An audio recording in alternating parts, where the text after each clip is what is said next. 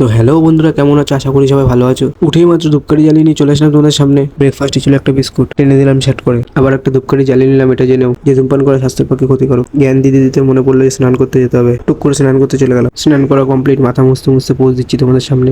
মাথা মোছা কমপ্লিট, এবার চুলটা হালকা করে হাতে সেট করে নিলাম, কারণ চিরুনি নেই। তো বেরিয়ে গেলাম বাড়ির থেকে তাড়াতাড়ি করে, তাই আজকের কস্টিউমটা দেখানো হয়নি। হিরো আলমের মতন উঠতে উঠতে যাচ্ছি, পড়লেই গাড় মারা হবে। তো চলে আসলাম পাড়ার দিকে, আজকের কেউ নেই। মনে হচ্ছে আমাকে একা একাই যেতে হবে। মাঝপথে বৃষ্টির সাথে দেখা হয়ে গেল, তারপর বৃষ্টিকে হাই হ্যালো বলে সাইডে চলে আসলাম। বেরিয়ে গেলাম বৃষ্টিকে সাথে নিয়ে, কারণ আমি আমার ডেস্টিনেশনের জন্য লেট হয়ে যাচ্ছি। কবির সিং এর মতন পোজ নিয়ে যেতে যেতে দাঁড়িয়ে বললাম একটি চায়ের দোকানে। দোকান থেকে কিছু যাবতীয় সামগ্রিক আর চা নিয়ে নিলাম।